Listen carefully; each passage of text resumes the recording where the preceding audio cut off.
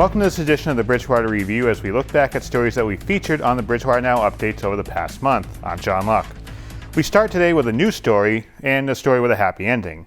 Bridgewater police responded to the Home Depot parking lot on February 26 at 2:40 in the morning for a call they probably weren't expecting.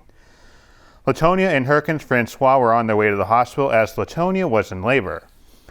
The baby couldn't wait to be born, so after calling 911 on their way to the hospital, they were instructed to pull off the highway and meet the police in the parking lot. Now, during this situation, the couple's 2 children were in the back seat. Officer Michael Clark and K-9 Officer Stephen Kingsley were waiting in the Home Depot parking lot, and after determining the delivery was imminent, the officers called the Bridgewater Fire Department to assist, and they did. And you can see Herkins Xavier Francois Jr., who came into the world weighing 6 pounds 13 ounces, is resting comfortably with mom and dad after the family got a state police escort in the back of an ambulance to an area hospital. Officer Clark, who actually delivered a child a few months ago, said of this situation, it's definitely a more positive aspect of the job, and Officer Kingsley said the other children were calm and excited to see their brother come into the world. In an interview with a Boston station, the father actually said he was shopping with his family at that Home Depot just the day before. We turn to other news now. Staff at BSU talked to students and residents about the coronavirus that is near an epidemic, and it was reminded throughout the forum to be careful where you are taking your information from, and they were also told the origin of the disease and compared it to some of the other illnesses. Check valid resources, right? Don't read about the myths, understand the myths, don't spread them through social media. Conspiracy theories are out there, they abound, but correcting it with correct information. And so as you can see, they are not for measles is 12 to 18, and for flu is 2 to 3. For the coronavirus is 1.4 to 2.5. And so I guess we get it. And flu is more contagious than coronavirus. Measles is way more contagious than the than the coronavirus. For more information on the coronavirus, you can visit the CDC's website dedicated to this outbreak. The link for that is on the bottom of your screen. The council voted to appoint Mark Lindy as the replacement for Bill Wood, who resigned in December from his seat on the town council. Before this appointment occurred, there was continued discussion on the process of filling the vacancy and if there was even a need to fill the vacancy, with a few meetings to go until the annual town election in April, which would have had the District 6 seat on the ballot. A concern during the conversation was brought up by William Aiken, who was one of the 3 candidates for the spot on the council, and that was a possible return to the ballot by the former councilor, Bill Wood. Submitting names to the ballot was a question Councilor Tim Fitzgibbons had, asking Mr. Aiken, Mr. Lindy, and the 3rd candidate, Jason Santoro, if they would pull papers to run in April. According to the town website, the 3 men had pulled papers, but only Lindy and Santoro said they intended on running in April. On the update, we showed part of an interview with Ed Ivaldi. Ed was one of the key contributors to the town charter, and right now we show you part 2 of my interview with Ed, where we talked about filling vacancies and term limits as interpreted by the charter. There's been a discussion over the past few months about filling a vacancy. Councilors were trying to figure out the correct process. There was discussion on whether they would just write names on a piece of paper and it kind of goes secret ballot, or just not fill the vacancy at all. There were some choices for the council to choose from. They obviously made a choice. Mark Lindy getting sworn in as the District 6 councilor for the next few meetings. Right. But overall, from the charter standpoint, did the council follow the protocol the right way? So the charter talks about how to fill vacancies at a very high level. For both the councilor at large position, which we have 2 councilor at larges and then 7 district councilors.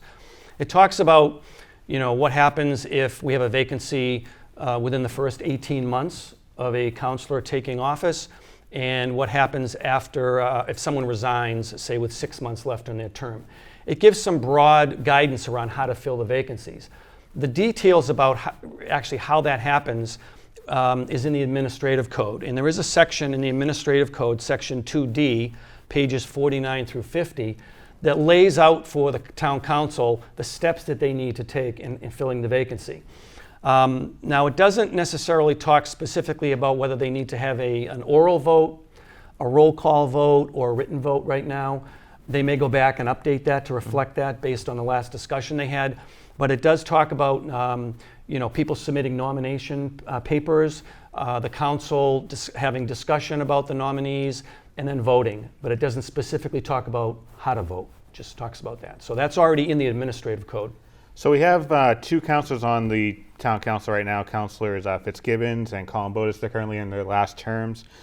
Bill Wood was in his last term before he resigned. Now, there's been some discussion at council meetings and also on some of the social media pages.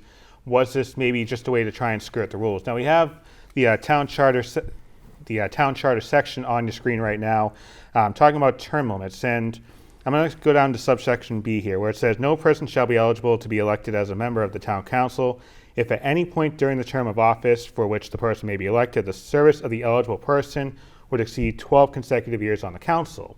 So we stepped down 3 or 4 months before. People think that maybe this is just a way to try and reset the clock. So from a charter standpoint, this is a discussion that's going to be had at meetings as well.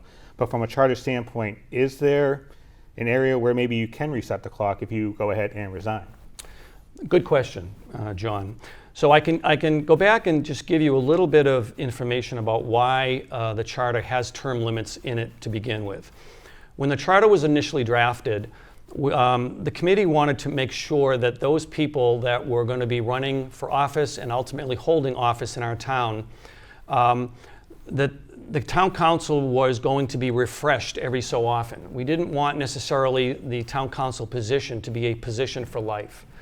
And so, it was to give the councilors adequate time. And basically adequate time we came up with was 12 years or 4 3-year terms. It was not intended to be a lifetime position by any means. We wanted to make sure that, citizens of our town had an opportunity to serve. And we wanted to make sure that there would be fresh and new ideas consistently being added through the council. So because of that, we agreed to put something in the charter about term limits. Now, as with any legal document, it's open to interpretation, and that's why we have lawyers, I guess. Mm-hmm. And right now, it's the way it's written as 12 consecutive years. So if someone wants to say, that word consecutive means something, and if they break that consecutive track, then the clock starts over. My interpretation of that is that 12 years is 12 years. And I can tell you in the spirit of how it was written that councilmen and women would serve 12 years, 4 3-year terms. Now, does that mean it couldn't be tweaked and needs to be updated to reflect a little more clarity? And I would say, sure, this was our first cut at writing a charter. Now, it's also probably worth noting that the last Charter Review Committee, which completed its work about 1.5 years ago, actually removed this whole section from the charter. And as we know, that went before a town vote last April, and the town rejected that. So, the will of the people basically spoke that, people want to retain the term limits for good reasons, and, that's the way it is. So, again, there's a new charter review committee that's going to be coming up this April, and I'm sure that this new charter committee is going to review this whole thing again, and maybe what they'll decide to do is just provide some clarity around it rather than remove it totally. That charter review committee that you were talking about, they meet every 6 years, I believe, right? Or they can go ahead and retool things every 6 years. Was the mission for the Charter Review Committee being started, was that kind of to try and tie up any loose ends as time goes on? Because we have this one situation we're talking about, but it could be replicated 30 or 40 years from now, where you could have a whole set of different problems as well. Sure. So, the charter is a living and breathing document. It's not something that's, once it's written, that's it forever. So the purpose of having this, review every 6 years was to look at it, and then as we grow and learn over time, improve upon it. There may be some things that we need to remove. There may be some things we need to add. I know one of the things that the last committee looked at was the issues of appointed versus elected positions. That's a hot topic that a lot of people have views on.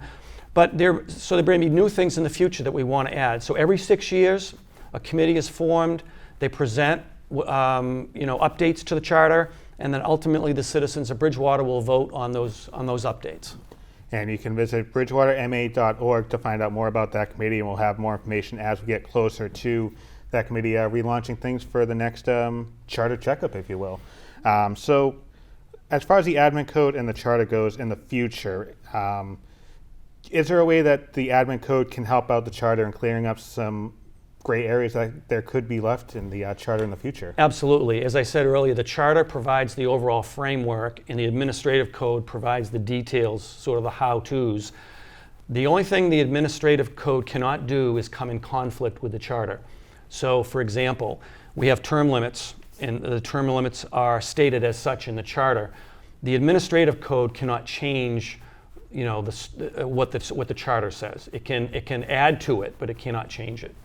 All right, Ed Ivaldi, thank you very much for taking some time, checking over the charter, kind of refreshing everybody's minds here. So thanks for coming by. Appreciate it. Thank you.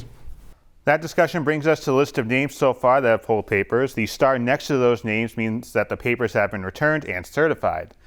District 6 shows 3 people that pulled papers, including Bill Wood, who stepped down a few months ago.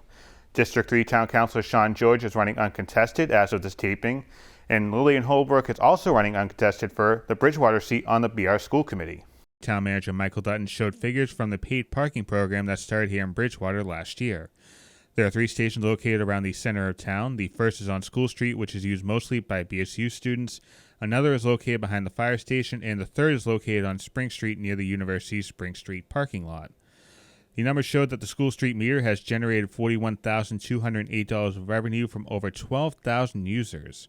Central Square has taken in just under $11,600 with 5,229 users, and the Spring Street lot has earned a revenue of $2,559. There was concern among the councilors that the lots are being used heavily by BSU students while businesses are trying to attract customers with not many parking spots available. As time goes on, the hope is to get an idea of some of the usage of the spaces and perhaps institute time limits for those spaces. Coming up next, you never know who's listening to your story. A local man's great cause is heard by a very familiar face to New England sports fans. Plus, 4 BR athletes sign on to learn and play at the next academic level. We'll be right back. It's so cafes are meant to be like a small, little bit of everything, not full meals. So I tried to come up with some small portions of a little bit of everything as far as baked goods and then different meals that you can't get, at other places around town. The first few weeks have been great so far. The first day was our best day so far. I announced on Facebook that we were opening the day before, and my lines were nonstop throughout the day, actually. So social media for me has been a huge hit, especially on Facebook. We just started an Instagram as well, hoping that will bring in a younger generation, I guess. A lot of people don't know I'm here yet, so I have to, get my name out there. I have to, build a clientele, basically. So doing Christmas on the Common and, different things, with the town means a lot to me. I get to meet different people, they get to meet me, so it brings in a lot of everyone. If you've watched the Bridgewater Review or Bridgewater This Week over the past few years, we've introduced you to Peter Kelleher, who started making soup for the homeless and delivering backpacks with different necessities, including gloves, hats, hand warmers, and much more. This was an effort that was started shortly after Peter's son Travis passed away in 2016 after battling addiction. Peter and his great cause have been featured on Chronicle on Channel 5 and most recently on the CBS Nightly News with Nora O'Donnell. Now, while many were watching that news story on CBS, there was one viewer who reached out to help support the Soup Man. I know the love and affection and respect you had for your son Travis, and unfortunately got involved in something beyond your ability. We'd like to give you what we call our catalyst gift. You can use it as a challenge to give you $50,000 to allow you to buy us. Yeah. Oh, God bless you. No, we thank you for the work you do. I think it's amazing what you're doing. And you're making a difference. We got to take care of the people who need our help to help themselves, and you're doing it better than anyone I know. Mr. Kraft told Peter that he had great respect for people who take difficult situations and turn it into something positive. The money will go toward a second portable shower unit. And we received comments from Peter shortly after that announcement was made, and he said, "We were very humbled by the surprise phone call from Mr. Kraft, a once-in-a-lifetime moment for sure. We cannot do what we do for our homeless friends without the generous contributions of or others, big or small. People helping people, it's just that simple." For more information on the Suit Man, visit their website at supportthesuitman.org or follow the group that does fantastic work out in the community on Facebook at Support the Suit Man. It is now officially illegal to drive here in the Bay State with a phone or electronic device in your hand. This new law is called the hands-free law. Now, if the driver needs to text or use GPS navigation on their phone, they can do that, but only if the phone or device is installed or mounted. From Sunday the 23rd through March 31st, the police will only issue warnings, but after that, there will be hefty fines delivered. The first offense will be a $100 fine. The second offense will cost you $250 and completion of a mandatory distracted driving educational program. For the third and subsequent offenses, the fine will get doubled to $500 plus insurance surcharge and completion of that distracted driving program. For more information on the law, visit the state's explanation online at the website on the bottom of your screen. Over at the high school, 4 student athletes signed their next athletic and academic steps. This was a part of the National Signing Day festivities in the guidance office. Connor Walsh signed on to the Central Connecticut State baseball team. Kyle Hess will join the Stonehill football team. 2 track and field athletes also signed letters of intent, as Juliana Nicosi and Greg Molesky signed on to Boston University and Mount St. Mary, respectively. After the papers were signed, the student athletes took pictures with family, friends, and teammates. How relieved are you that this is all over the whole college search and all that? And also, what are you taking from your athletic time here at the regional to your respective schools? We'll start with Juliana. It's definitely pretty nice to be over with and have a school picked out. Definitely, like, playing sports here has challenged me, and I think it's going to help me in the next level. Yeah, along the lines of what you said, it's very relieving. I'm happy to have picked Stonehill. It's definitely the right place for me. Yeah. It's definitely a relief. Ever since I've been a kid, it's been a dream to play collegiate baseball. It's kind of crazy that we're finally here. I'm so happy that we finally made it. Central Connecticut's a great selection for me. It's big, it fits me perfect, and playing baseball here has really shown me how to grow up and be a leader. It's like they've all said, it's a huge relief. I've been dreaming of this day since I was 9 years old. So I've been looking forward to this for all these years. I'm just really excited to finally accomplish my dream and goal. And the Mount is a great school, great family vibe, and that's what I've encompassed here. So I feel like I'll take that family feel to my next level. We have the full event available on our Facebook page for on-demand viewing.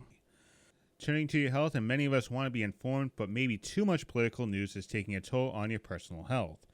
According to a recent study, politics can interfere with everything from emotional stability to physical well-being. The study looked at surveys from 800 U.S. adults. A large percentage of those that participated reported stress as a result of politics, while a fifth said that politics caused them to lose sleep, feel fatigued, depressed, or had problems created with family members or friends. As many as 30% said that politics triggered feelings of anger, frustration, hate, guilt, or actually led them to make comments that they later regretted. It's recommended to take breaks from politics and instead focus on the 3 things that we can actually control: our thoughts, decisions, and actions. The key is to give yourself permission to occasionally check out the news cycle once in a while. It puts a strain on relationships and it puts a strain on the individuals, right? I mean, a lot of people are saying that over 50% said that they find politics to be a significant source of stress. A lot of them are saying it's affecting their sleep, it's affecting their relationships, it's affecting their family life. We need to take a break from that. You need to be a good, informed citizen. You don't need to know every single thing that's going on because it's just too much to assimilate. And it overwhelms us. Over at the library, you can show off your artistic skills and even win some cash along the way. A library logo design contest is taking place, and the winning design should reflect the library's mission, which is to promote lifelong learning in support of a thriving community. The logo will be used on all library signage and correspondence, and the winner will receive a $100 cash prize. Submissions will be accepted through April 1st. For more information on the contest, you can visit bridgewaterpubliclibrary.org/logo. That's all for this monthly recap. As always, you can watch our updates on social media. We have the usernames on the screen, and you can also check out Jeff Fowler's forecasts as well. I'm John Luck. Thanks for watching.